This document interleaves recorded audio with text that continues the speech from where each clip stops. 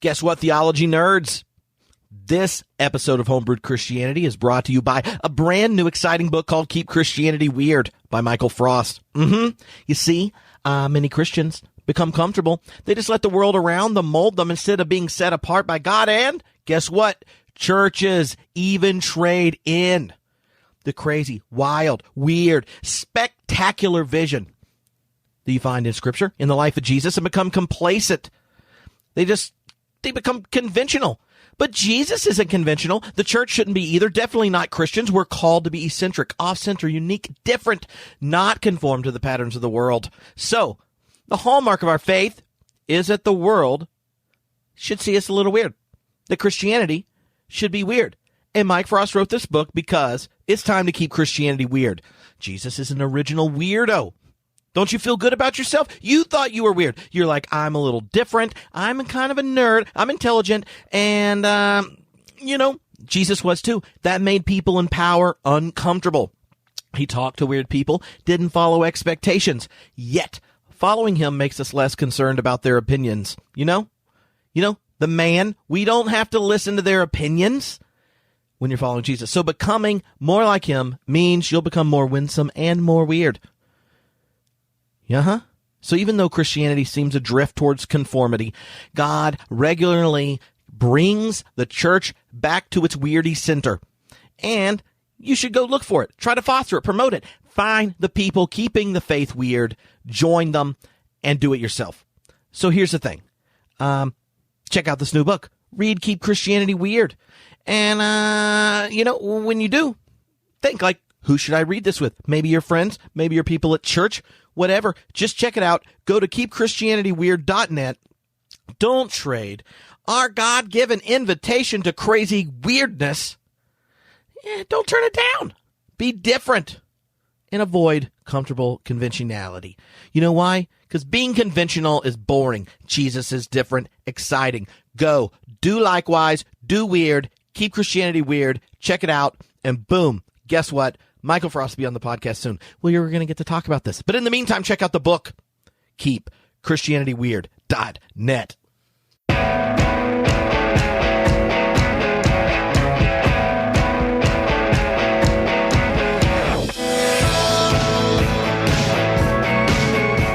What is up, theology nerds? This is Trip. And today on the podcast, you get not one, but two very zesty guests. The one, the only, my friend, and if you're a regular homebrewed deacon, a regular listener, your friend, Philip Clayton, and first time on the podcast, Andrew Davis. Andrew and Phil just finished editing, putting together this amazing book called How I Found God in Everyone and Everywhere. It's an anthology of spiritual memoirs. That means individuals from different religious traditions, perspectives, and things tell their own life story as how they had this radical spiritual transformation and ended up finding God in everyone and everywhere. It includes essays from friends like Matthew Fox, Rubert Sheldrake, Cynthia Bourgault, Keith Ward, John Cobb, Marjorie Suchocki, Rabbi Bradley Artson, Richard Rohr, I already said him, Deepak Chopra. Yeah, the Deepak. Exactly. Anyway, and others. This book is exciting. I'm really glad they wrote it and that I got to talk to them. And I recorded this interview in Philip's office right after the universe premiere of my movie, The Road to Edmond. I was in Los Angeles, get together with my buddy Philip Clayton, and we talked about this book.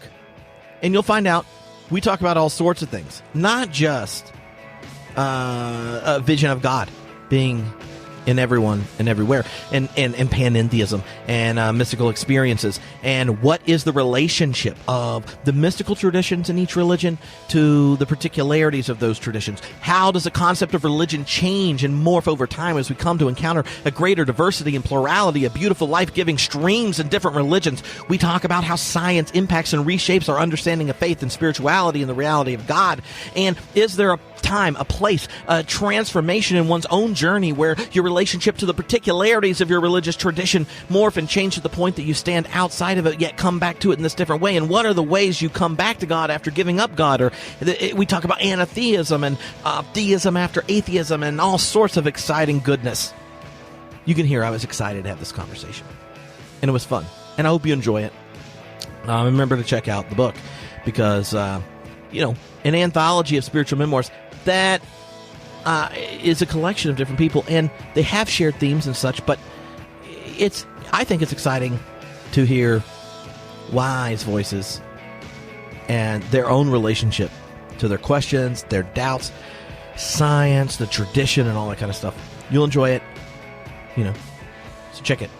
Now, before we jump in, I want to let everyone know that we had a pretty intense beer camp, theology beer camp. We just finished it. It was a lot of fun, and I'm working on putting together an exciting opportunity for everyone that wasn't there to experience the excitement. Our theme was Resurrecting Prophetic Christianity, and Robin Henderson Espinoza, Donna Bowman, Travis McMacken, Bill Leonard, and a whole bunch of friends packed into Habitat Brewing Company in Asheville, North Carolina. We listened, we learned, we tasted some delicious craft beverages. We had a lot of fun. An intense theology nerd quiz, like quiz bowl style in teams. We did that. And here's the thing. It was a lot of fun. It was a lot of excitement. And we're putting together all the videos and everything we made during it to share the experience far and wide. So be on the lookout for that. Oh, yeah. Also, we screened the movie there. The Road Deadman, my film. And right now is the first time you can officially get the movie. You could do it two ways. One, you can go to theroaddeadman.com. You can become an associate producer or get the VIP access. And if you do either one of those options, you'll get the film and a small group curriculum I made on the Bible and sexuality, titled How Far is Too Far. That's right. Now, I know what you're thinking. I already know how far is too far, Trip. But see, do you? And I possibly talk about other topics related to the Bible and sexuality in the small group curriculum. Study guides, videos, all that kind of shindiggy is available for you. Just go to theologybeercamp.com. No, don't go there. Wow. I think you should go to the Road Deadman. Second way, you can host a house party for the Road Deadman.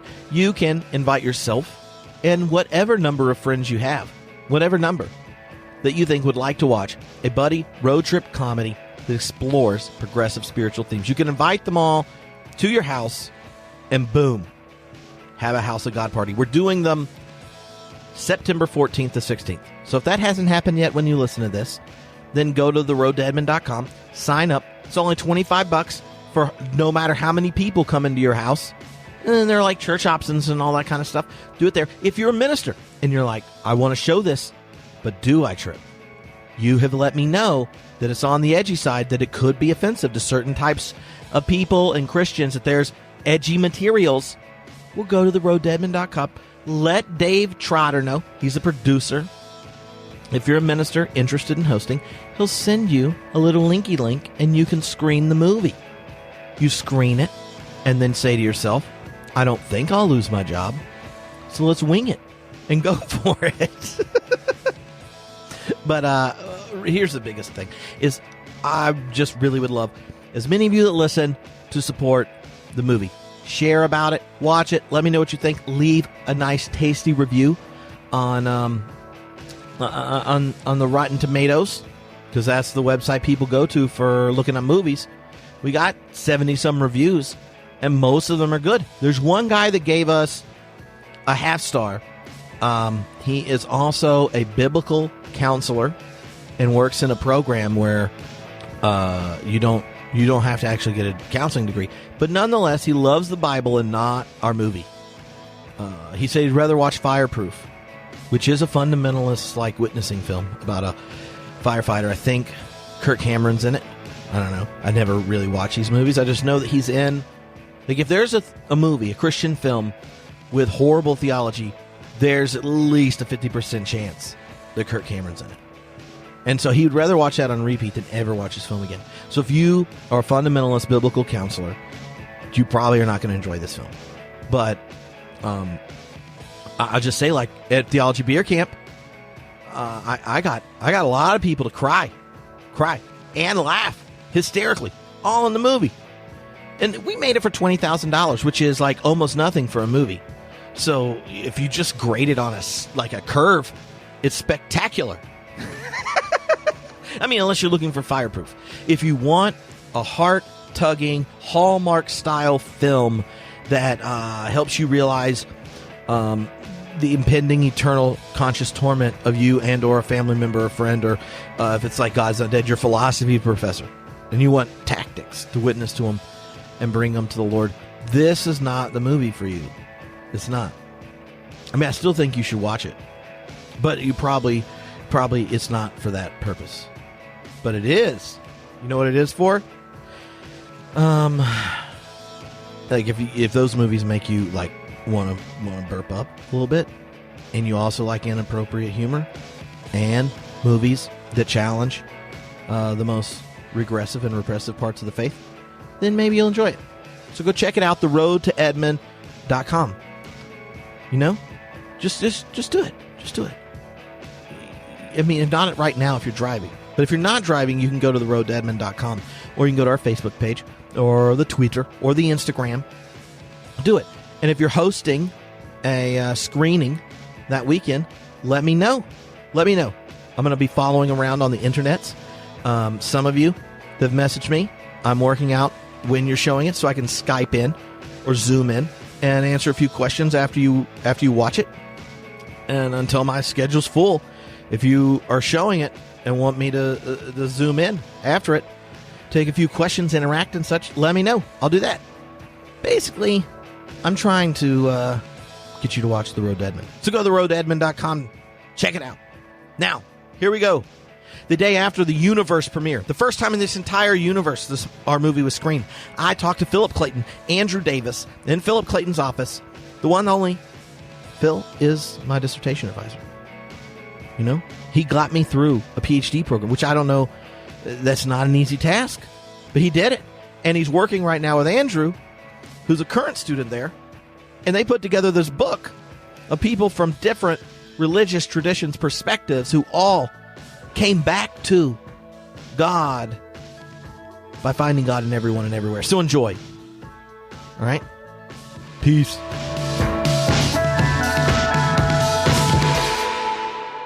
Hello, Homebrewed Christianity listeners. You are in Philip Clayton's office, and we're going to talk to you about a book that's going to be so exciting, you're going to go get it.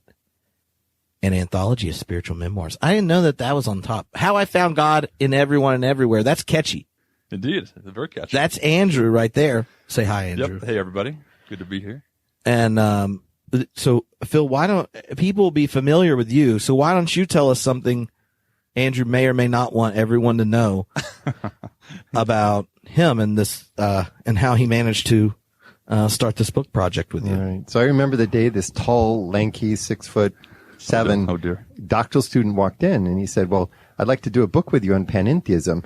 I said, "Well, that's not going to sell, so look, I'll give you all the profits. We'll get some of our friends out there." John Cobb said yes. Marjorie Suchocki said yes, and so forth. Brad Artson, the Jewish rabbi, process guy.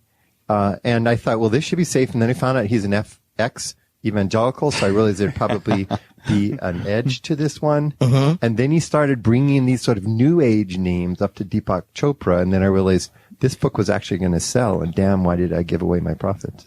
Right. Actually, I remember it differently, I think. Yeah, go a couple ahead. email correspondences. In 2014, in fact, was when I first looked at the date this morning. You know, so I've always been interested in fresh and dynamic understandings of God. Homebrewed has, certainly, Phil, you have. But also the personal sort of narratives behind those affirmations of God. There seems to be a journeying element there. Similar to Marcus Borg. It's intellectual in content, but it's personal in sort of demeanor. And so I thought, wouldn't it be interesting to bring a book together that features a sort of canon of spiritual narratives, sort of away from one understanding and more towards a more inclusive, panentheistic, as it were, understanding. So if you're talking to from Deepak Chopra, Rubert Sheldrake, and Keith Ward and friends, like what were the shared threads that you pitch that this collection all has in common? Like what, I think people here will be familiar with panentheism and half the people in the book. Right. But, what are the connection points? Yeah. So the way I think, propose it in a sort of attractive way was one that it's one thing to say, what one believes about the divine. And you could tell me if you want, I believe A, B, C, and D, and you can do it in perhaps impersonal bullet points. This is what I believe. But if I were to say, how have you come to that affirmation? That assumes a deep sort of narrative backdrop. So I think a lot of them were attracted to that journeying element. So it wasn't an academic argument per se. In fact, Phil and I discussed, is it going to be an academic book or is it going to be a more lay level text? And because of those themes, we thought it'd be much more productive as a lay level text. And in fact, Sheldrake himself, Rubert Sheldrake, that is asked that question, is it going to be an argumentative academic book or lay level text? And if it was argumentative, he didn't want to participate. So there's a sense in which that personal narrative theme was attractive, I think, to a lot of these authors. But why was it you focus so much on people losing their faith? I mean, does it have anything to do with teaching at a certain Christian school in Santa Rosa? Well, so I was raised certainly on my mother's side more so than my father as an evangelical Christian, and taught 2 years in that environment too. 2 good years certainly, but also 2 years of difficulty in terms of bringing up certain topics and helping students think around hell or homosexuality or evolution or all these sort of, Jesus, how do we think about these things in a modern pluralistic evolutionary cosmos? And I got a lot of pushback. So that was my rearing. And 1 year at Point Loma Nazarene was, I'd say, a year of fundamentalism for me. But I began reading quite heavily and sort of found my way out of that. And I think a lot of people go through that transitionary phase where they hold on to some of the values in their roots. They see value there, but they see it much differently than the sort of framework it was superimposed in their youth. Yeah, so Chip, I just want to say the funniest losing the faith moment is when John Cobb writes that he was doing okay with evangelical Christianity, but it was the sexual part that became a problem for him. Yes. I've never heard him say that before. Yeah, there's some personal elements here. How many times have you heard John Cobb say the word sex? Not too long ago, I was doing a live podcast, and I told his joke about El Shaddai being translated mountain or breast. But last time we was on the podcast, he said tits.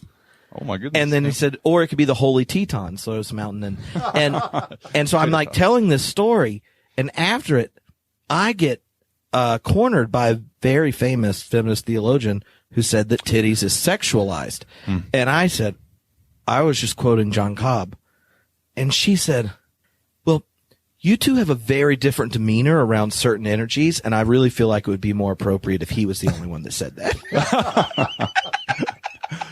And that's how he begins his chapter, in fact, with this comment. It's on the first couple lines. Sex was a big issue for him. Of course, it is for a lot of evangelical communities. How do we think about that?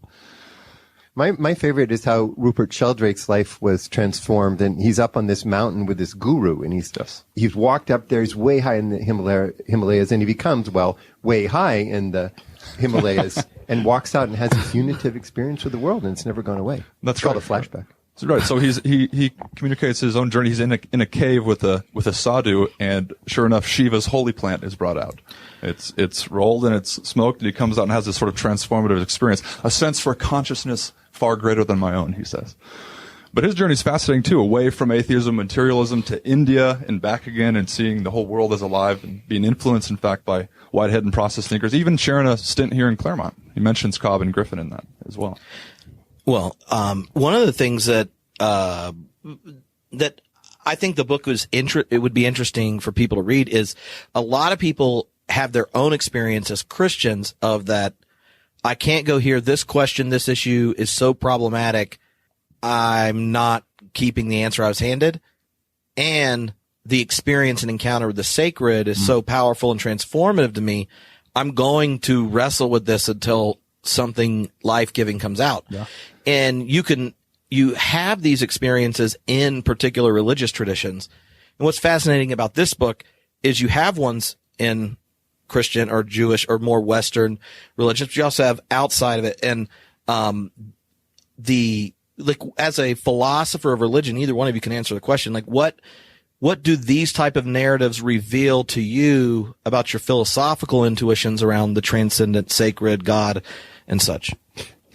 We'll talk more about the radical immanence, which I think is what I'm still struggling with in the book.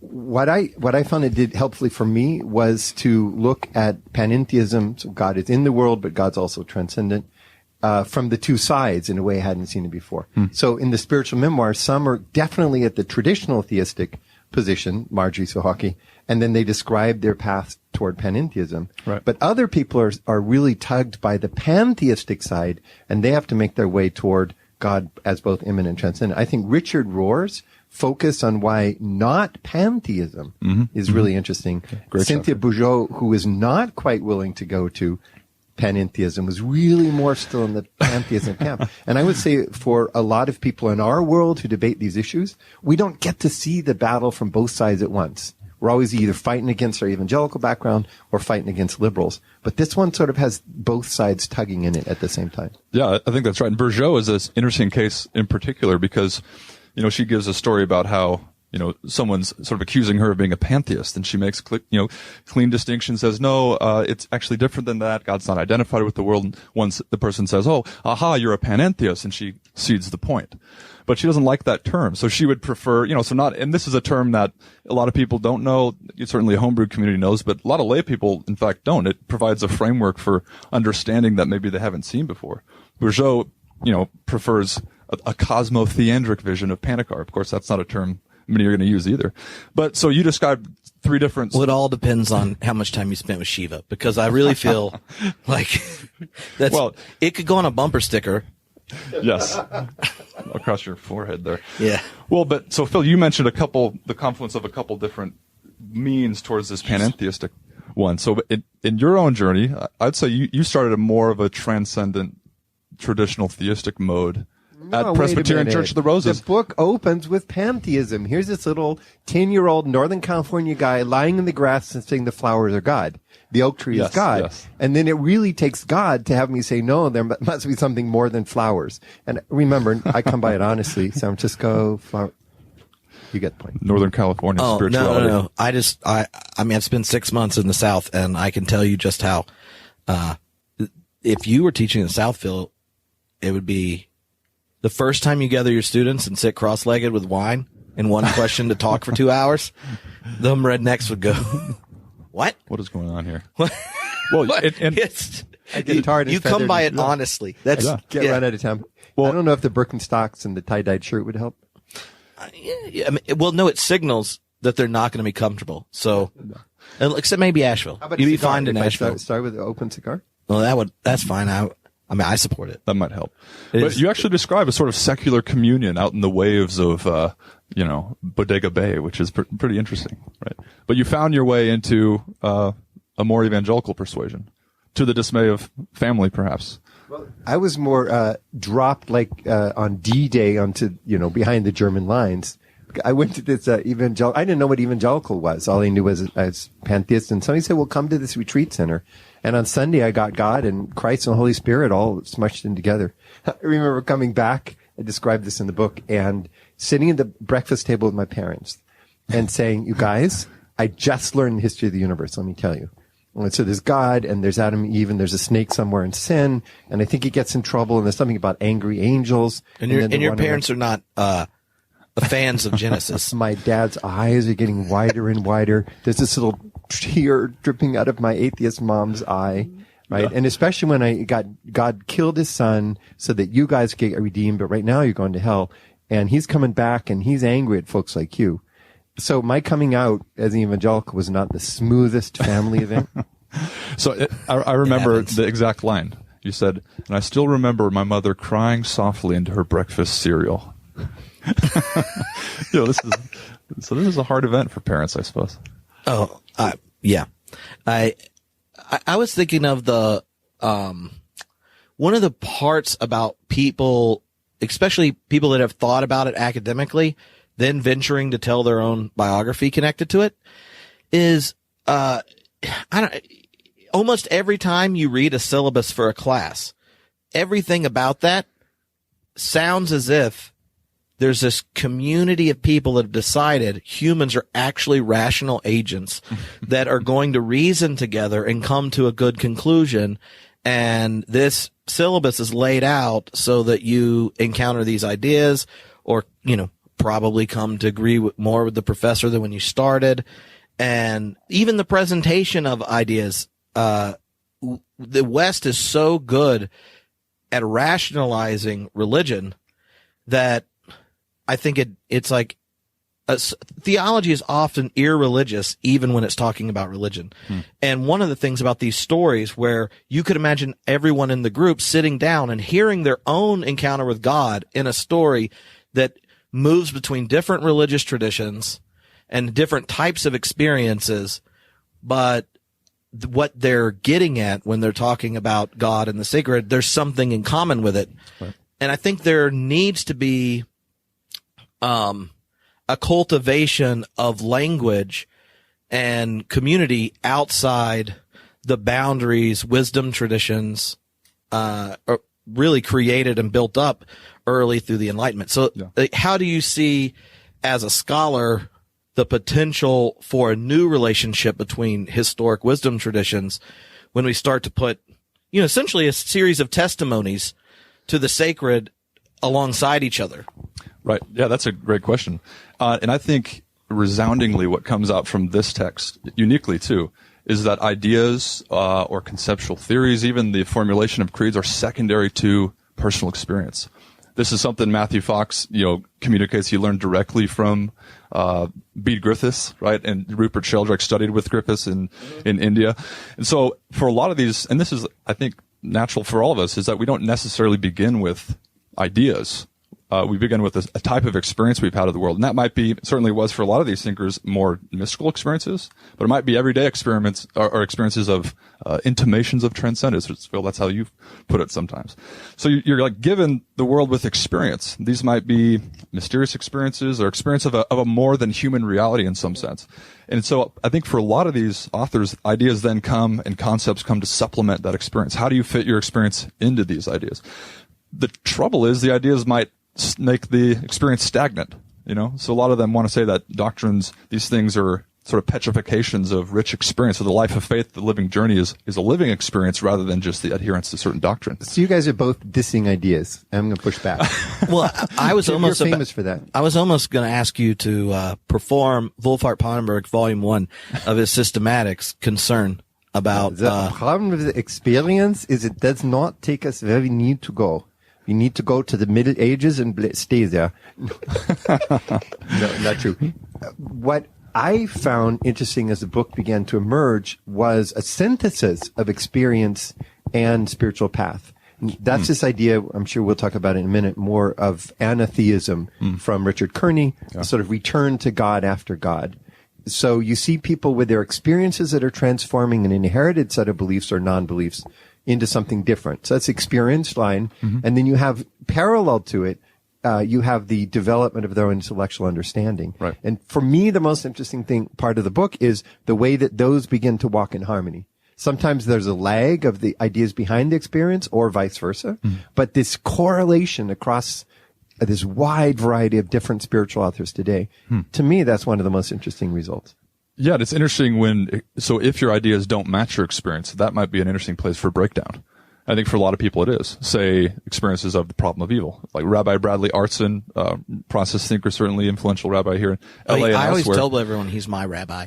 His podcast is one of the, you download it immediately when it comes out. Yeah, and an incredible story too. So, for example, his struggle with cancer, the way he communicates this, in particular, it's the second to last chapter, is just brutal. It's a hard story. His diagnosis of his son with autism. So his experience versus the ideas of God or faith he was given had a disjointed relationship. And he even says, he never became an atheist per se, even though he's raised an atheist and found his way into a certain sort of faith, but that he stopped speaking with God for 2 years. And no one mentioned that he'd never mentioned God, in fact, when he's given his sermons, when he's up on the podium.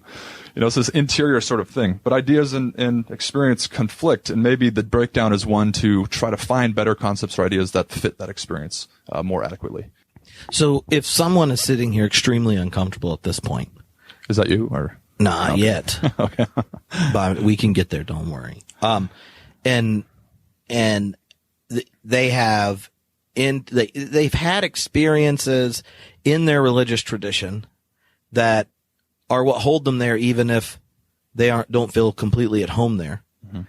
When I talk to individuals like that, there's this constant question that if I somehow assent to different ideas or maybe set the story or narratives or beliefs in a larger context, at some point I will have falsified the experience that so shapes and empowers my own exploration and such.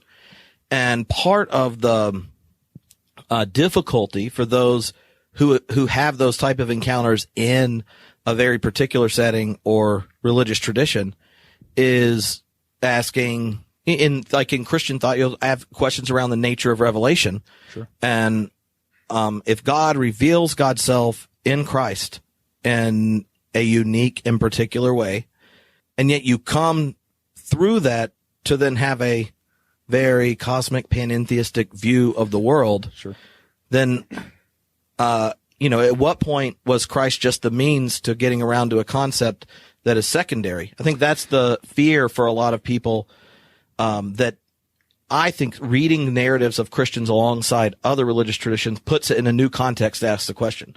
As opposed to pushing back against Bart and friends, it's, can you acknowledge the reality of these other human stories in different traditions as a place they've encountered the sacred? Mm-hmm. I like the way that you make the whole thing a lot more complex when you describe it that way.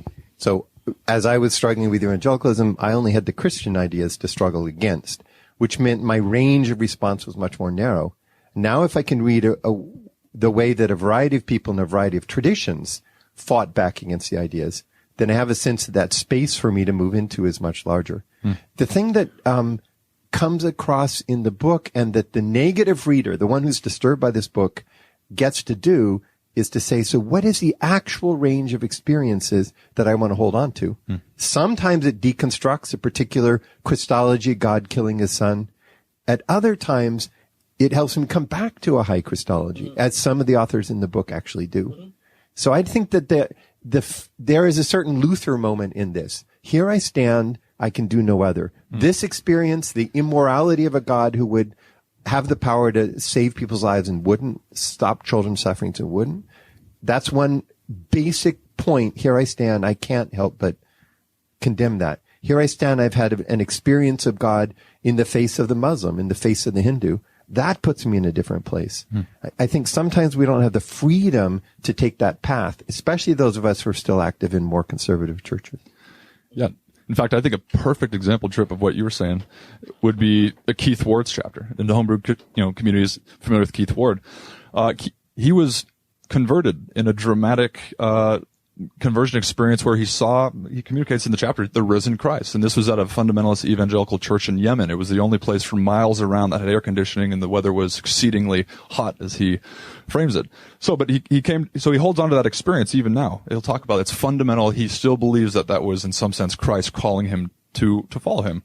But the framework it was embedded with was this evangelical framework. He found out quickly that, these people also said his father was going to go to hell because he didn't think of God in the sort of correct way. And so now Keith went through an entirely fascinating, journey of intellectual discovery.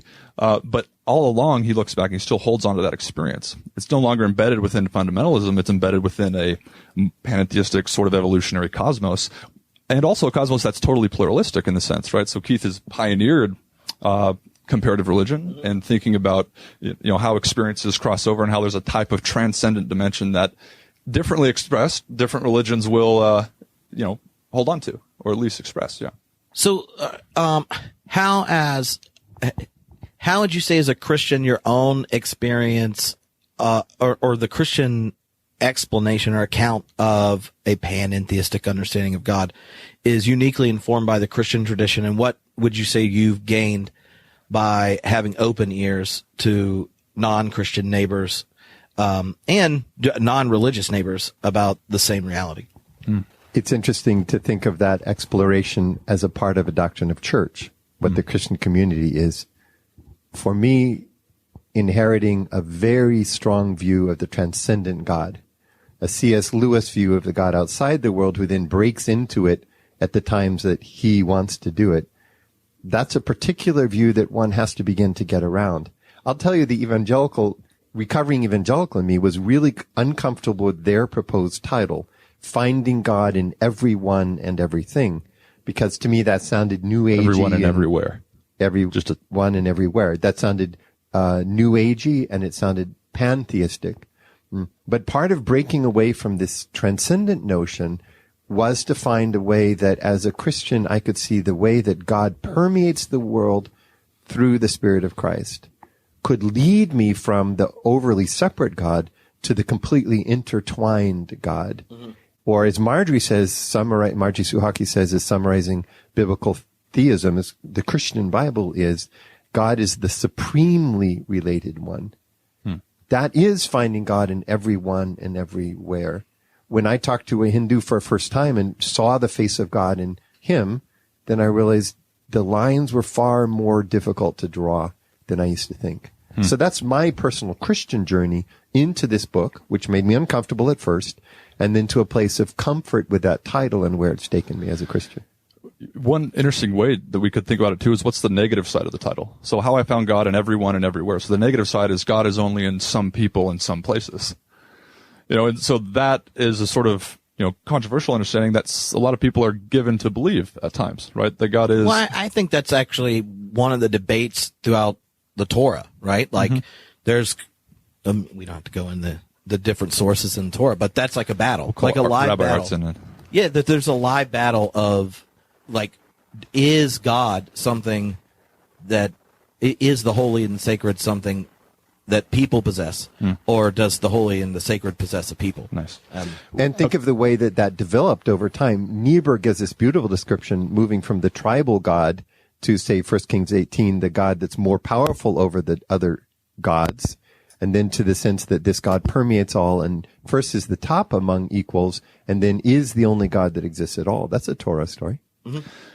But there is also, of course, within the traditions, immanent notions as well. So I think, a popular understanding of God, popular theology does, presume that God is sort of a being out there somewhere who may or may not exist with the proper name God. Right. It's like the incarnation was as an exception as opposed to a revelatory of the God-world relationship. And you tell me the moment you gave yourself permission to think the ideas you were busy reading and thinking about. Because that, to me, there's a difference between, it's like you, and William James talks about it, where you have like that, this other version of you that you're constructing and stuff, and then you have a conversion, and all of a sudden they're like, whoa, you're a completely different person. But you were wrestling, and whether or not I'm me when I take up this new identity I've been wrestling and constructing. Well, from the beginning, I've been interested in what actually is the question of God. So if, for example, and I was given this sort of transcendent monarchical understanding as a kid, this is what God is, and it's sort of exterior, and when you die, you go somewhere else, and therefore the religious life, the religious orientation is not necessarily on behalf of this world, since it might end soon anyway. Left Behind series was a part of my upbringing. So, but I've been baffled by the cosmos. I wanted to know what are the conditions that allow it to be in the first place. This is partly what my dissertation is going to do in dialogue with Whitehead Ward and John Leslie. But so what is the question of God? The reason I love panentheism and found a place there through a more processed framework is because I think it changes the question of God. The question of God is not so much now whether there is or is not a being out there somewhere. It's the question much more, as Keith would put it, about the deepest nature and character of the reality you already inhabit and participate in now. And you don't argue about whether that exists or not. You wonder how best to name it. So it seems to me there are conditions for existence as such, and I want to know what those conditions are. Keith would say their value, their possibility, their consciousness in some sense. And when you get to that level, I think you're beginning to approach something that thinkers have called God. And that allows me, also to take my worldview more seriously. I'm inhabiting, as it were, a divine wilderness. It's an imaginative portrait of the spiritual vision, and it's participatory, it's dynamic, and it's not sort of exclusive necessarily. So, one of the things that came to mind in that is how, for me, there was an experience, my own piety was always so intense that denying the reality of the sacred, it was like, well, I'm going to try to learn all the reasons people don't affirm it and see what I think. Because my own experience, whether or not I consciously had answers to the questions I had, now what my pieties look like over time has been different. But I mean, I read the Bible and prayed every day, and I didn't know you did otherwise as a Baptist preacher's kid. And in middle school, my dad taught me contemplative practices, and depending on the point in my life, different parts of that were more potent. But Okay, Chip, I want to interview you about that spiritual history. I'm the interviewer, and I'm glad you could be on Homebrew today. Thanks for coming. Please be well behaved. Can you take that spiritual narrative you're describing and put it in the terms of panentheism, Richard Kearney's notion, namely moving away from God and then coming back to the God after God? Is there that kind of loop in your own development or spiral? So the challenge for me was less coming back to God as accepting God's presence in previous instantiations of myself and my faith. And that's why the big tent Christianity thing was so important, that I think a lot of people are in transition, and we're at a time in culture that there aren't communities, institutions, or things that have learned how to healthfully introduce people to a broader vision. Hey, you're moving away from the interview here. And so I want to ask a personal question. Are you saying your notion of God never changed? Oh, my notion of God definitely changed. But okay, if you talk about that, and then we'll talk about the experience. It was just unlike a lot of my peers at Claremont, I was not having my dark night of the soul was with humans, not God. And so how did your view of God change? The two biggest in college was the time I would have said I was agnostic or whatever, but I still was attracted to Jesus, if not just for the sheer fact that everyone that annoyed me that liked him, he critiqued them. So, nice. I could deconstruct the most annoying religious people with Jesus. So he was my ally in that. Yeah. And I remember the moment I joke that Tillich and the Jesus seminar wasn't enough for me. It was my junior year during Lent, and I had read the Passion narratives in all four Gospels every Lent for years. And over Christmas break, I reread Cost of Discipleship every year. So, I was rereading them again, not believing in God, but had decided that social science demonstrates the positive contributions of participating in a religious tradition. And so I was going to find one.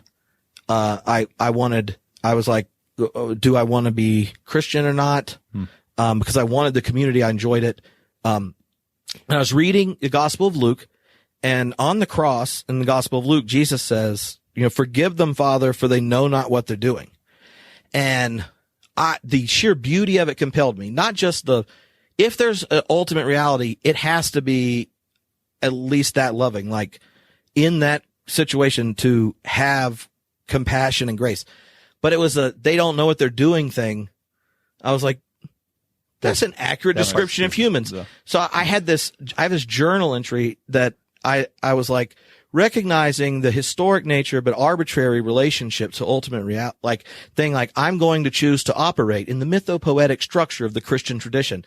And that was if you're thinking of panentheism thing, the coming back was humans evolved to work in groups with stories that motivate, inspire, and transform. And my kids won't know how to ask these big questions unless they already learned stories that they can deconstruct and re-engage later.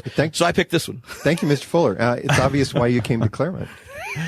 So, Andrew Davis, thanks for being on my show. I wanted to ask you, what are some of the patterns, the anatheisms in this book that speak to the spiritual situation of our age? Not just randomly or the one who's got a famous guy behind it or woman, but what is the way that people today are coming back to faith, and what are they finding? And giving some examples of the book that'll help me as a reader locate myself. Right. Yeah. So, for me personally, a similar trip is never fall deeply into convinced atheism. I'm never quite convinced of that. And I think, for this book gives various anatheistic paths. Some have not completely left God, but their understanding broke down and was deepened, although they held on to it. Keith would be a good example of that, certainly. Artson as well. And for others, I think, it's tough to say where precisely things break down. I mean, problem evil is huge for Artson, and Suchocki as well struggled with that. Certainly, this is her dissertation topic, the end of evil. But there's various transitions. One would be Cobb and Ward both had intellectual breakdowns. Cobb in University of Chicago, Ward as a backlash against fundamentalism. Other transitions that can be seen as anatheistic in a certain way, it may not involve atheism, would be Ilia Delio. So chair of philosophy at Villanova University. Hers is an uncertain life transition. Here she is, a very lucrative career in the sciences, about to do a postdoc in Hopkins, when she has an undeniable lure or call to become a shoeless Carmelite nun. Now, that's no easy transition by any means. No. So there seems to be intellectual breakdowns, medical breakdowns, which atheism can filter through those, and also uncertain life transitions, where she says, I didn't have an adequate explanation for my family or even myself. I just knew that if I didn't follow this path, I would be denying my only being. That's a strange place to be. Anatheistic in a way. Well, Kearney in the Anatheism book, it emphasizes a posture of hospitality as what creates the conditions for someone to return. And so if one part of the book that I enjoy is it's basically a collection of people who all resist kind of a mechanistic, reductionistic, materialistic account of the world, to go like, you're missing out on humanity, values, and all these beautiful things. And the other side is, because the diversity of stories, the advice you could say all these stories give is that the questions you have and the longings we have, rather than kind of closure and grasping to get them, anatheism invites you to receive what could even appear as a hostile person walking towards you in the desert you don't know, and whether or not you're going to go out and meet them and fight, but to welcome them in. Right. And Kearney's retelling of the story is really powerful. And I do think sometimes it's an intellectual question, sometimes it's pain.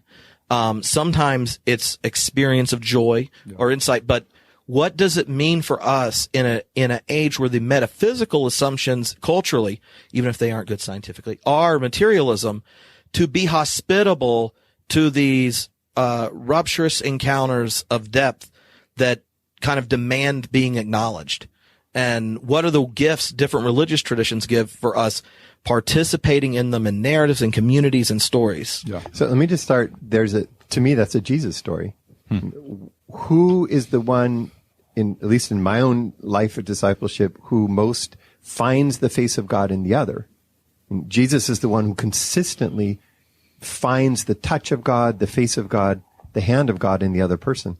Matthew 25, as you've done to the least of these, you've done also to me, is finding God in the places that aren't expected.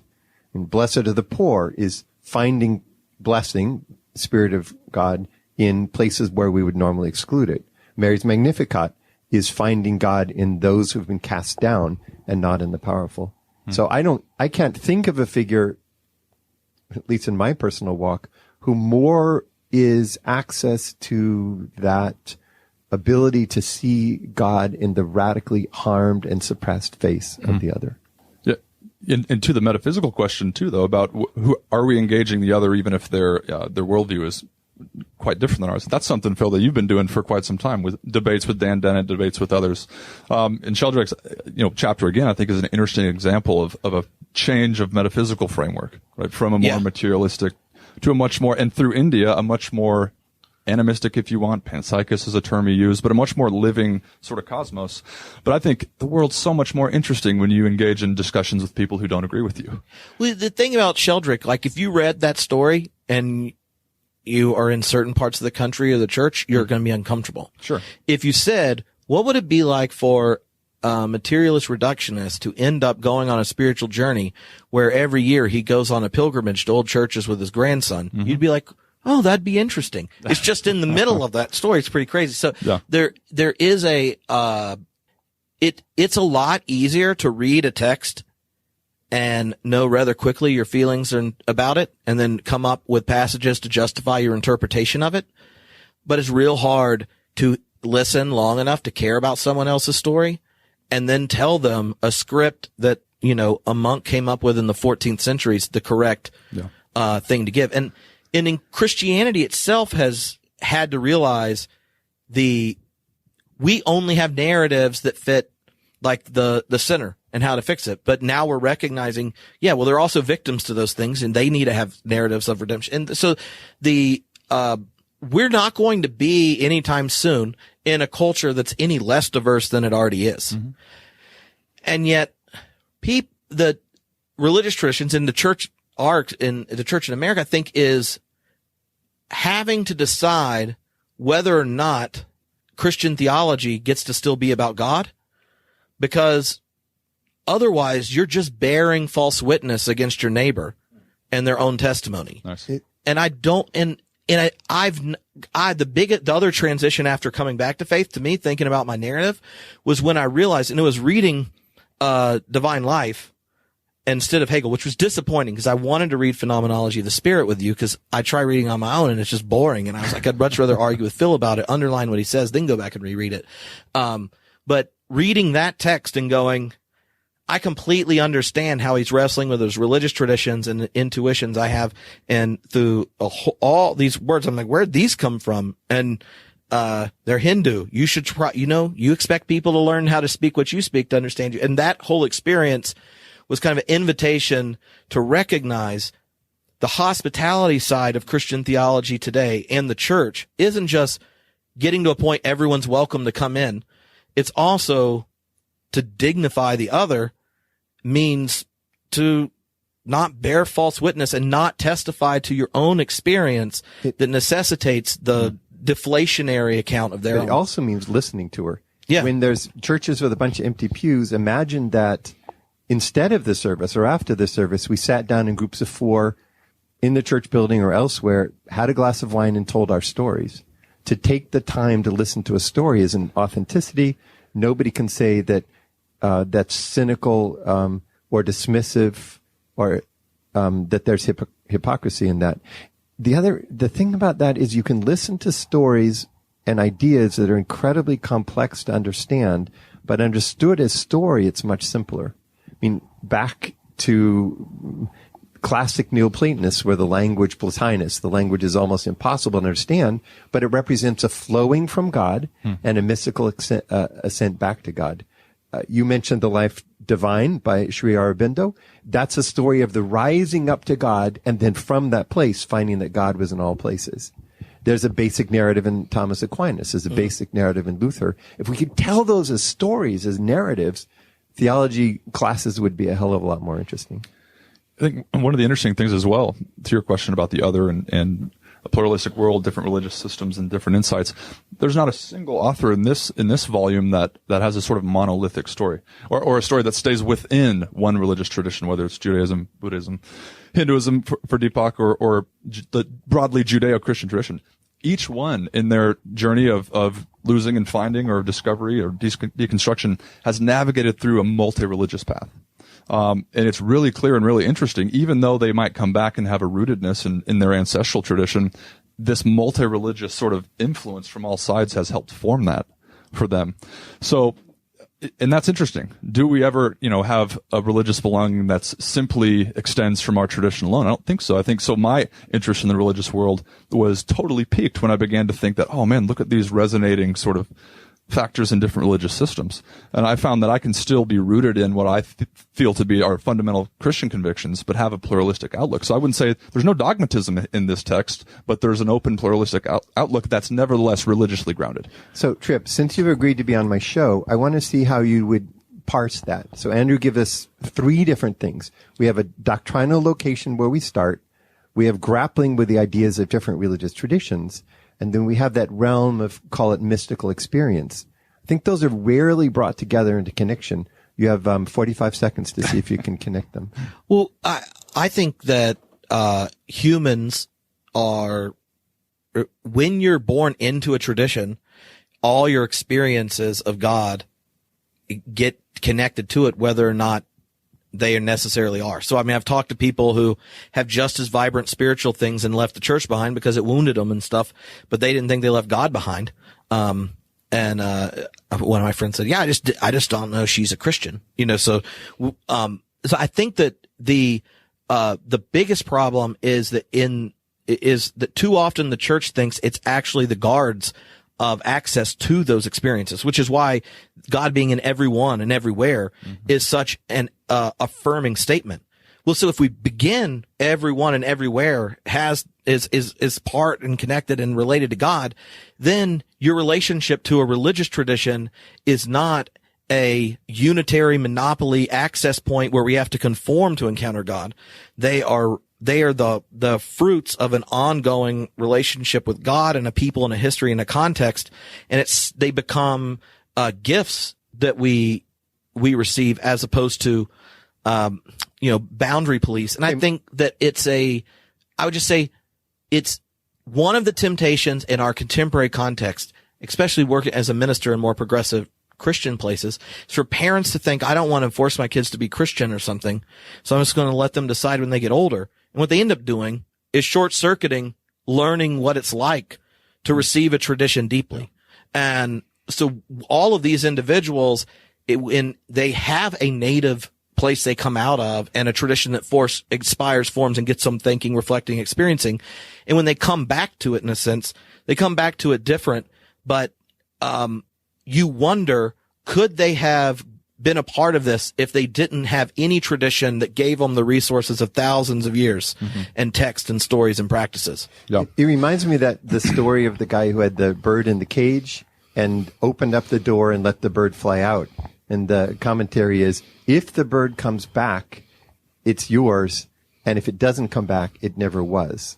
I wondered if, for those of us who are brought up in the church, if there isn't something really crucial about being able to open the door and to go out, whether we're following spiritual practices of other traditions or a more mystical experience, whether we learn to find God in everyone and everywhere, and then are able to circle back and sometimes come back into that space with what we've learned and now inhabiting it, as T.S. Eliot says, as if for the first time.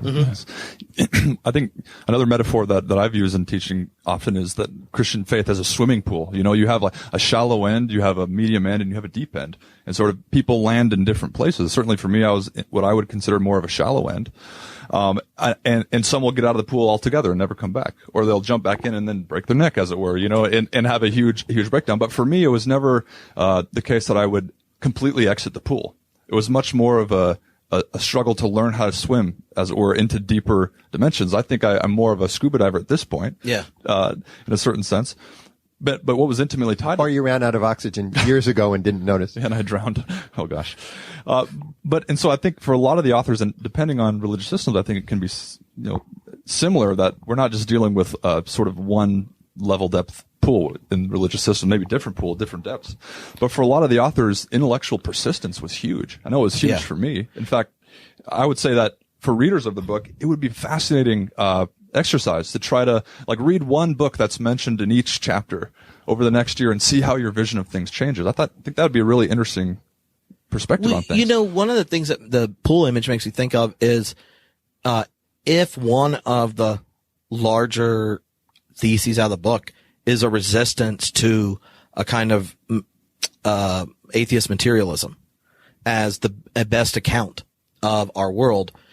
A lot of times when you read Dawkins and company, it's like they're asking questions. If you've swam in the deep end, you're like, oh, good, that's a great question. You should come in. But they never learn to swim. And so they're just bitter that there are humans that have relationship to a religious tradition different than them. They can't contemplate it. And they're like, the only option available to you is the kiddie pool.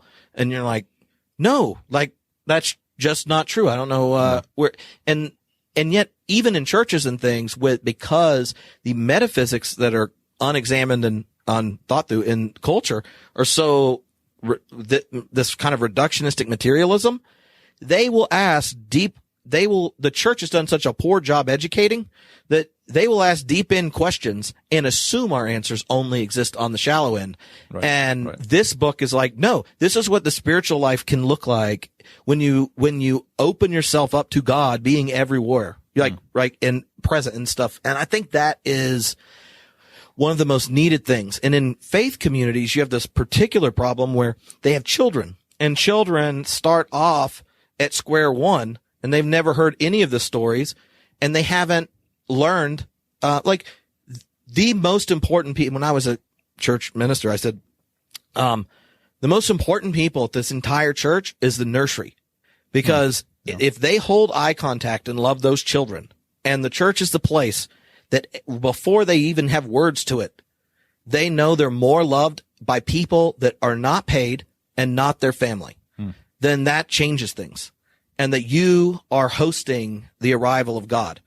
And all these children, the rest of their life, will have a different experience because there's a non-familial community that knows they matter. And that we don't think about that. But then you get parents that are deconstructing this or whatever, and they don't know how to hand a tradition on that's still open-minded because they are processing things because it's advantageous to a dying system not to eliminate people by being honest and helping them think through stuff. So one of the exciting parts about this book is I feel like it's a collection of different memoirs that are short enough you can read them alongside each other. Yeah. And I've worked at churches, 3/4 of those are in that congregation. Mm-hmm. And I don't know if they would feel comfortable telling that story in the church, but they have figured out ways to be a part of that church, but that's their justification of these much more rich and diverse experiences.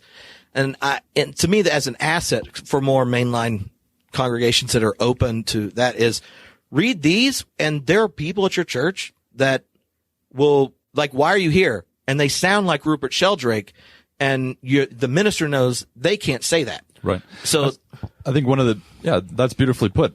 And I think true. I think it's conducive to group study in a lot of ways. And one of the basics, most simple themes is that, while the spiritual journey in a deep sense is interior, it's not meant to be walked alone, or that we can actually gain much from seeing where others have been. Yeah. To then see where we might go, philosophically, theologically, intellectually, personally. So I mean, that's one of the basic foundations of how this book has been developed, is that we can actually learn much by sharing our own meandering narratives. Maybe the problem is that it's hard to find where our lostness is because I don't have any terms to define it in. I've got a clear structure if I'm in a church with clear parameters, but that doesn't actually take me to be able to name the malaise. Finding God, in the beginning of the title, might be a play on Nietzsche, the madman in Gay Science, paragraph 125. And he says, he comes in, stares them with these crazy eyes and said, I seek God, I seek God. They name him the madman because either God's unimportant or if you know it, why aren't you already have God. Yeah. And it's this idea that finding God suggests being lost. Having narrative suggests some depth to locate myself on one of the paths. And the theoretical side allows me to say it's not a superficial experiential spirituality alone. It's one that can have deep roots and complex concepts to tie it together. Yeah, and I think, there's a sense in which for a lot of these authors, God is dead, a certain form of understanding God. Yeah. And for increasingly a number of people, in modern society, in a sense it goes back to the 60s and theology saying God is dead is a positive sort of statement. But the next best sort of option for people is not necessarily a turn to atheism. It's to say, well, what other frameworks of understanding God are out there? So can one return to God after God? I'd say the message that resonates out of this book is, yes, you can. It may not be the God you were given in your religious rearing. That God perhaps is dead and maybe needed to die. So in that sense, there's a wisdom in an atheist rejection of that. Like Tillich and Rahner would go this way. That there's a wisdom in rejecting that which is false or that which needs to be rejected.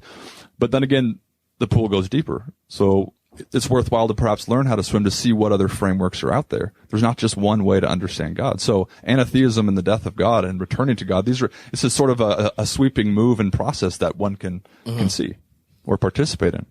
Well, I like the negative how you said, looking at the title negatively, like the idea that God's in some people in some places, that is in many ways the motivating myth in lots of expressions of religions that have led to lots of the problems we're facing. Right. So in the West, Christianity's commitment to preserving its privilege culturally and politically and its power, that it is the somebody in the someplace. Right. You get access to it, has had detrimental effects. And it's just the ethical outcome of that expression of Christianity makes it just inherently problematic to more and more people. Yeah. And so I really feel like the inversion of that is helpful. Sure.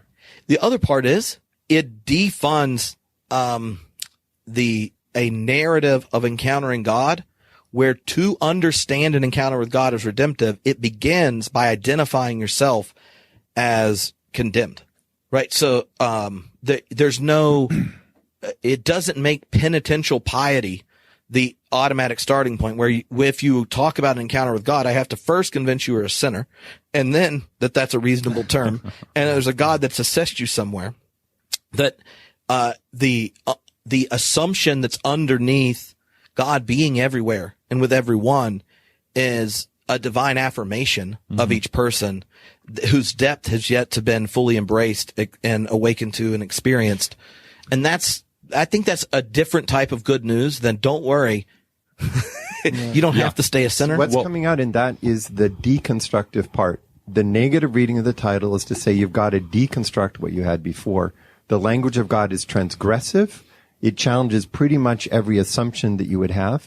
What's the most fundamental part of the evolution of human beings? In-group versus out-group. To place myself in one group where I'm going to offer altruism so that I can kill the others more effectively, or vice versa. That is the first step that I would think a follower of Jesus would face. Jesus is not somebody who accepted in-group versus out-group. You might say that's his fundamental tendency of what he had to offer in thought and practice. So what if finding God in everyone and everywhere is the fundamental way to say no more outgroups, no more God bless America and screw the others? And it's no everything. Like it might be worth saying just for those that this is relatively new concept, but like God not being a thing in the title has, just say something about that. Cause that was, I kind of assumed to move God on. Being an everything or God not being a thing. Is that what saying? Like God, like the idea of God as a thing is, so if you take the inversion of that and the inversion of panentheism where God is up there and out there as opposed to down and in, when these transformations that are foundational in these returns to God in the narrative leads to an understanding of God. It's the little 2-letter word in. So we have finding God suggests a search and a deconstruction of the old understanding. The in everyone, in everywhere takes away the thingamification of God. The thingamification. That's a new dictionary word. That's a technical theological term translated from the French. That sounds like something a preacher could use very well. Or in German, singification. Those are, if you're beginning to look for the in as the response to the having lost God, you've already broken from the thing-based way of thinking about God. And there's a sense in which if the title stopped How I Found God in Everyone, you leave out perhaps all of the environment, all of the cosmos, everything else that is also grounded and infused within this more than human reality. So, I mean, the ecological implications there are huge. Matthew Fox, for example, calls panentheism a more democratic understanding of God. He says it's an ecological understanding precisely because it emphasizes the isness of divine dwelling in all things. And even if someone doesn't like the idea of God, and that's fine, there's many people who don't, but we shouldn't pretend that it doesn't have practical implications. So theory totally affects practice here. I mean, think about recent statements, either, politically, environmentally. The image of God filters down into how society is run and constructed. So new atheists are fun and they're entertaining, but they do us better if they became theologians, even if they stayed atheists. Like, help us think of better images of God that make our society and world better, rather than saying, we hope it all goes away, which it's not going to. It's going to evolve and continue to do so. But the image of God, or portrait of God, whether one likes it or not, is practically important, ecologically important, ethically important, ontologically important, right? Whether one knows it or not. No. So, okay, so think of the idea in the book that when you read it, you're most uncomfortable with it individually. Cynthia, no question. Cynthia Bourgault for me. Say more. That's the most beautiful writing, just stellar, moving writing that draws you into her experiences one by one. She has the kinds of experiences that first I would have interpreted as the transcendent God through his spirit being present in this moment. Then a later part of my own spiritual journey, I would have thought of them as panentheistic. So here I recognize in this powerful, immanent experience a touch of transcendence. But for Cynthia, it precisely doesn't lead in that direction. At least she resists that. She's a little bit more like the Buddhist monk who says, here, now, the essence. Here, now, the core, the foundation. She's saying, here, now, God. If you do that with enough emphasis on the here and the now, you have the God who just is the present. And I suppose I would say I struggle most with that because it places me at the boundary after which God language in anything like the sense that I've used it so far evaporates. That makes me uncomfortable. No, and I think part of it for me, some people begin this conversation where their goal is to put as much into the word God as they can manage and then offer it to others. And one of the things that you do in your work is like, no, there's some clear lines where if this isn't an affirmation, I would feel awkward using the word, around God, and in predicament of belief, you talk about it. And I also think there are things that like we talked after my dissertation, where if I got to a certain place about the person of Jesus and things, I wouldn't identify as Christian, even though philosophically I would have a very processy worldview and be spiritually very inclined and appreciate religious traditions, but I wouldn't serve the Eucharist and baptize people. Yeah, I experience it in exactly the same way. And what is powerful about that is there's a risk about God language and there's a risk about Christian language. It becomes, for me, more powerful if, like Kierkegaard might say, we're suspended over leagues, 100 leagues over the water, and we really can fail in this one. The reason why I like saying there's a point after which I couldn't call myself Christian anymore is that the God language that Jesus used had power to it. It was a claim and it could fail. God could fail to be Abba. And in today's world, the traditional language of God could fail. Some of it has failed. Sure. So if we see ourselves on the cusp of failure, that if I can't solve the theological quest, I should say I've got a generic spirituality and I like Jesus because he was a cool guy, period. And I don't see that as a bad thing. Yeah, if that's where you are, I feel like clarity is always a helpful thing. So one follow-up on that is when you mention Jesus has strong affirmations about God, and for Jesus, Abba has this parental intimacy. It's connected to a kingdom of God that has the boundaries of most communities are broken because the enemy's affirmed. And Jesus actually teaches his disciples to enter a very personal form of piety that a lot of contemporary Christians and a lot of them that probably read these authors that are in the book are uncomfortable with.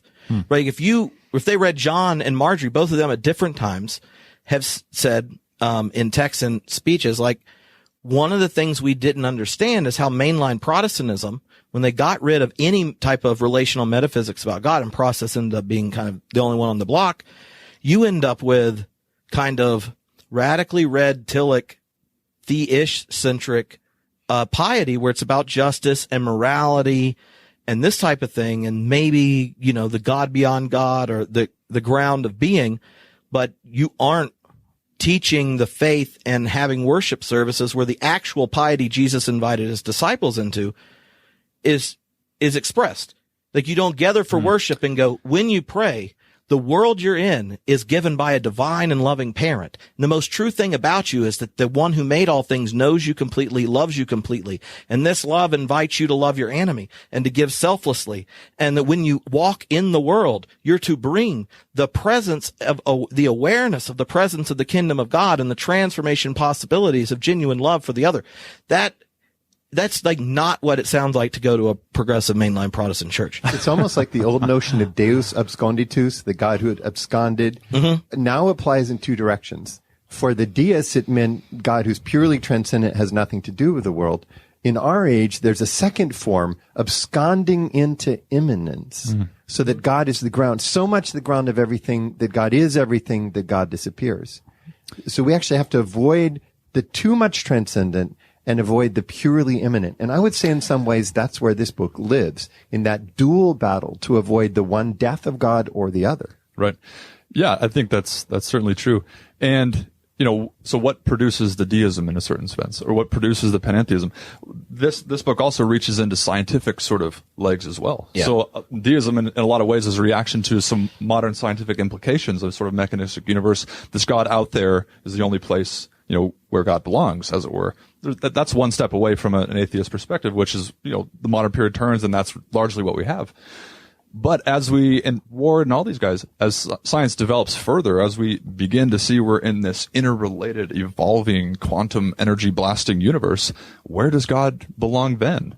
One of the critiques Bourgault has is the notion of in or out doesn't really apply anymore. Deepak, for example, says the notion of immanence and transcendence doesn't apply anymore because existence is on the move. Where else is God to be found but in the midst, participating in this existence? So metaphysics comes up again. There's no revealed metaphysics. Christian faith relies so much on a lot of Greek metaphysics, but progression of science, it's a sort of holistic conversation with all these disciplines. And process metaphysics is not a revealed metaphysics by any means, but it becomes a framework. Depends on who you ask, right? Oh, yeah, maybe I shouldn't. Well, that's true. You got more orthodox process thinkers. Anyway, but it provides a framework, an interrelated evolutionary framework that's consistent with the rest of our knowledge, in which we now have to think anew the central claims about God, Christian faith, and whatnot. One of the most beautiful things Rohr says in this chapter is that Jesus did not come to change God's mind about humanity, but to change humanity's mind about God. He says the difference is in between a transactional Christianity on one hand, where you swipe a credit card and you're in, and a transformational one. But it starts with this sort of image of God. What sort of God are we dealing with? I think that's insightful. Yeah. And I think part of it is like with the image of God in scripture, it's not so whether or not God's in or out, but God is the one ahead of us. Yeah. And the Western religious traditions kind of, it was like they were searching for philosophical answers so they could close the textbook of, evolving truth, when the name of God, when God reveals God's name, is a promissory note to keep showing up with the faithful. And then somehow that got essentialized into a community that then would, is frustrated and fearful of finding out that others have very different language, narratives, and experiences of the God who's gone ahead of us anyway. And what's interesting about this conversation is it's shown a new start to theology and even a new way of doing theology, taking this starting point, everyone and everywhere, seriously. We have the God who is always ahead of us, as you just described, pulling us in that direction, the God of faithfulness. Earlier you talked about the kingdom of God, the way that we would be related to God. Andrew just talked about the participation side. Also defining God not in terms of an exclusion, finding God in our beliefs and our folks. I'd like to think finally about this deeply panentheistic, in-based theology in terms of let's call it a parabolic theology, a theology of the parables. What's interesting about the parables is we find God in all the strangest places, and God sort of pops up in the search for like the jewel that's been lost. Over and over again, God in the parables appears where one doesn't expect it. That discovery of God, I think that's another approach to this theology that we've been talking about. Yeah. The parables, one of the things when people discover God or the reality of the kingdom of God in the parables is it's followed by joy and parties, right? So a lost coin, a lost sheep, or you find it, that they're, so if the anatheism begins with this, attending to what comes at you as the stranger with hospitality, be it an experience, an encounter, and things, it also, the next move is to receive it with joy. And that is the reorientation point. So, you find this treasure, you sell everything you have and you go get the field and that type of thing. Or so I feel like that is a different type of piety, it's a different habits that would be primary for discipleship. I'm totally with you on that one. It reminds me of the bumper sticker battle, right? I found God. We never lost him. We never lost behind the couch. God. Oh. So anatheism is about the losing. It does make me think of the two sons in the parable of the prodigal son. The one who never lost it doesn't value it, but the one who's wandered in the distant land, whether it's the people of Israel in the wilderness or whether it's the prodigal son lost in the distant land, and who finds it again is the one who gets the party, the one where the joy and the value comes to the surface. In the most true thing about both sons is who's their parent, right? They have their own relationship to whether or not they can relate to that identity and whether or not they can attend a celebration, right? The prodigal son comes back thinking, I should just be a servant and I'm not worth this. And the older one thinks, how can you even have a party for him? I didn't get a chicken with my friends. But underneath both of it is neither one of them understood the affirmation their father gave them from the very beginning. And this, in the moment, the reality, presence, and affirmation of God isn't something to, where we're seeking access to it, but attuning ourselves to open to it, then it really reshapes, how you would read the New Testament, how you would think of a lot of the practices that shape the church. And, I think we can, start to loosen some of the overreaction we had to medieval Catholicism that the reformers had, and lean a little bit more on the Wesley side, and maybe Amen. Because in Quakers and stuff, that there's when the holy is something that is distributed, then humans suck at it, right? And so part of what Jesus does, and this is something Ponnenberg talks about in Theology in the Kingdom of God, is that like Jesus just shows up and it's there. It's not like he brings the presence in there. And, for some, it's offensive. Like just the reality of the kingdom of God is offensive, that he makes it present in this community. And no one, in the shock is both he has the authority to dismiss a system that wants it policed, and he has the confidence to name its reality in people that don't believe it could be true about him. That is not like that God doesn't make sense if God's only some places and with some people. And yet the church has reinscribed a rather revolutionary picture of a living and life-giving God into narratives where it becomes the access point and the police for it, which is just depressing. Yeah, I think the parables you could teach out of the parables for just years. It's beautiful. And one of my favorite moments in the prodigal son, here comes the son back from his trip to Vegas where he spent all dad's money, as it were. Essentially, he took the ring. Essentially saying, Dad, wish you were dead. Let me take your inheritance and go, so on my way. He has this meandering path that realizes his wrongdoing and comes back. And there's this moment in the text where he sees his father, or his father sees him, like from this hillside. And we're told that the father comes running down to the son. So what's the son thinking in that moment? I wonder. Like, oh my God, I'm going to get my butt handed to me at this moment. Dad's credit card. Yeah, Dad, I'm going to get a big spanking. Or this vindictive God is going to destroy me. But no, right? So, and there's a sense in which God is pursuing as well. And that's, it's not just man's search for God, right? Right. As Heschel would say, but God's search for man. There's a mutual sort of pursuing going on there in those lost coin parables, which is, I think, beautiful. So what do you think is missing? So a lot of people I know that grew up in evangelical context and have deconstructed and stuff, I regularly get comments where they're like, I can manage that ground of being thing.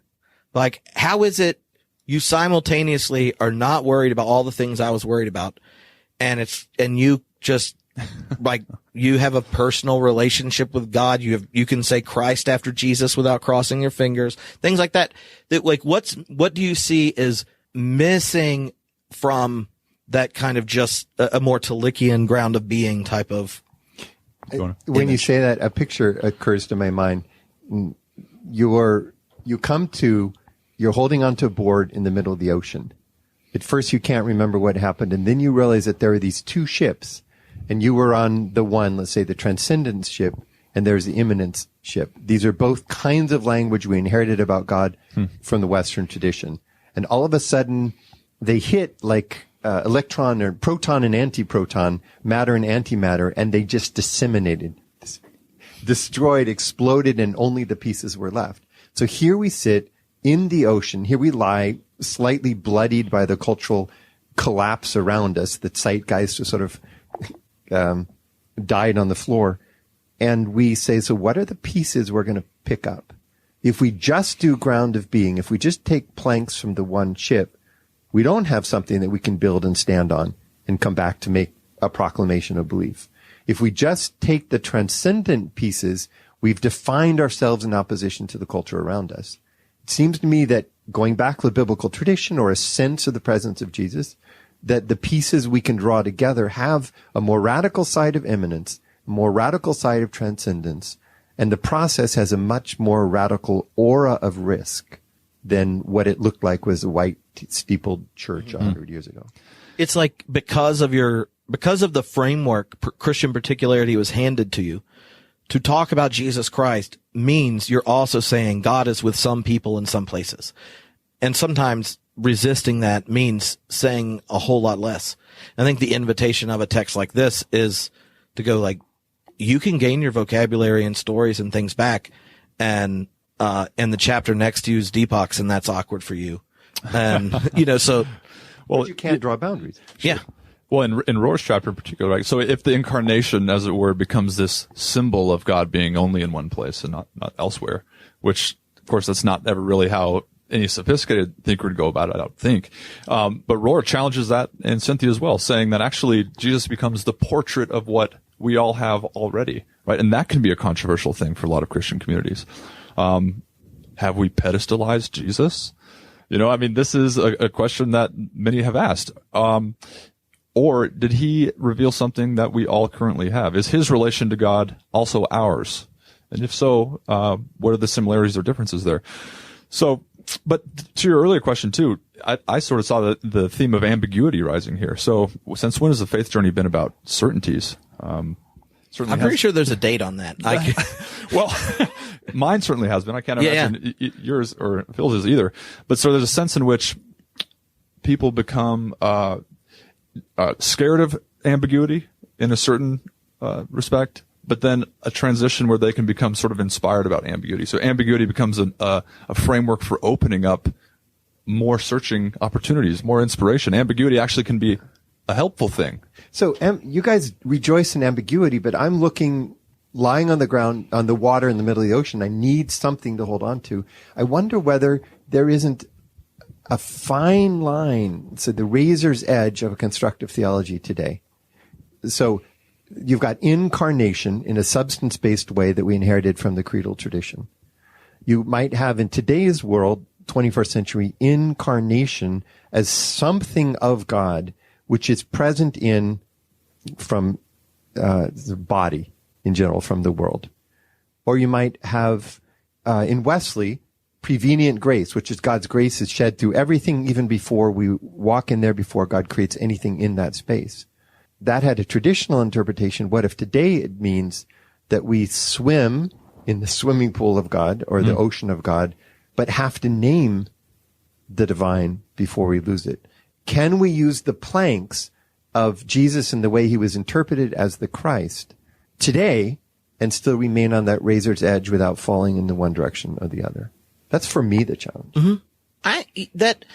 To me, part of it, I think, is, so if you think of the ship and breaking up and pulling pieces together, like, if what saves you is creating another object that is the place of your safety, that's problematic, right?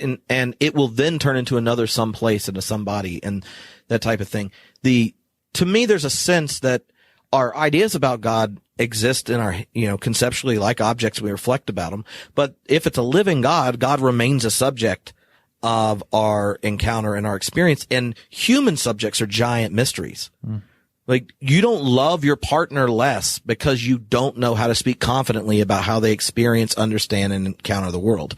And part of loving someone well is giving them the dignity of remaining a mystery. Sure. That's part of the reason you fall more in love and value them. And then you see them in these new contexts and situations. And, it doesn't mean I don't have an idea of Alicia in my head that is constantly changing over the 16 years of marriage. And, but the liveliness of that picture means it's always open to mystery.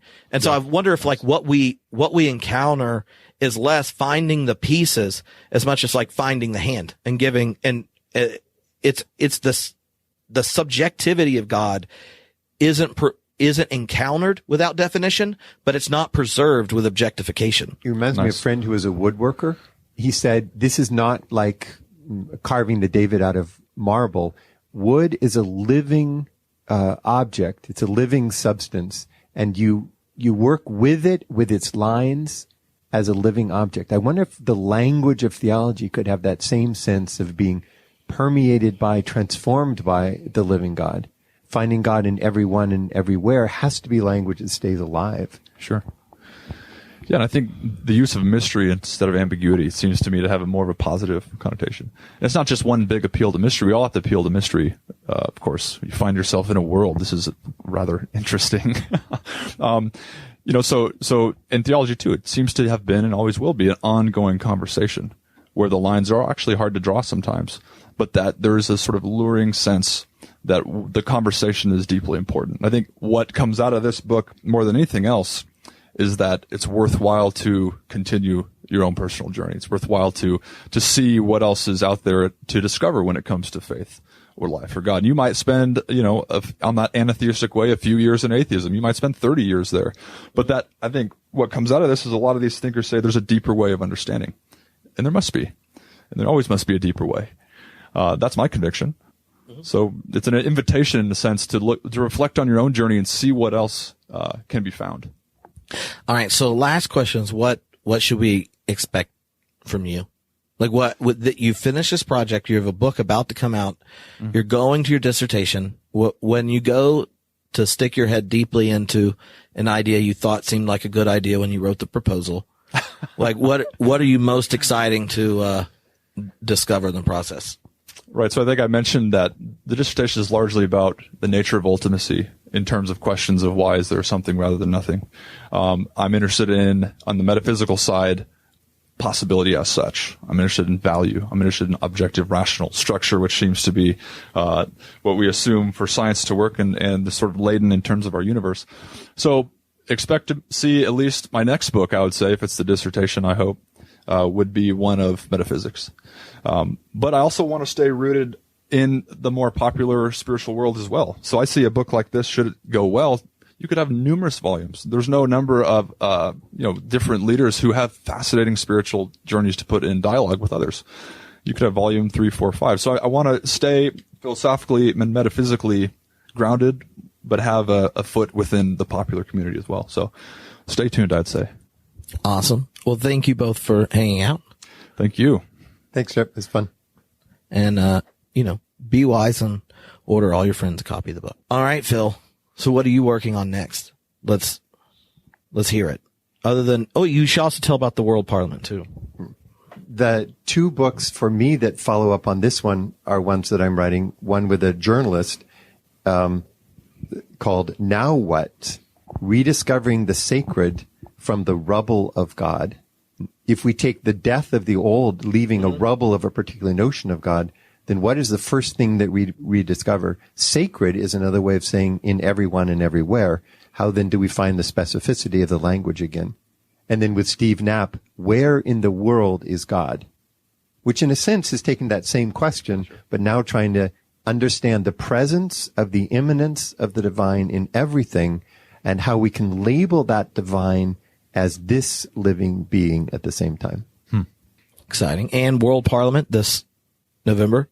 Unbelievable. November 1st to 7th in Toronto, largest meeting of the religious leaders of the world. Takes place once every 4 years on average. A huge range. The Dalai Lama has closed the conference before. The Pope sends an emissary talking about his environmental position, right? Ecological spirituality. What kind of tracks did you have made for each world religion? We've been working for a year and a half. Witnessing tracks. Passing out tracks. Come to Christ, you're all going to burn. Yeah. We've been working for a year and a half as part of the ecociv.org project on a justice track. If all the religious traditions of the world take positions on some of the most painful injustices today, what kinds of resources did they bring? It's powerful.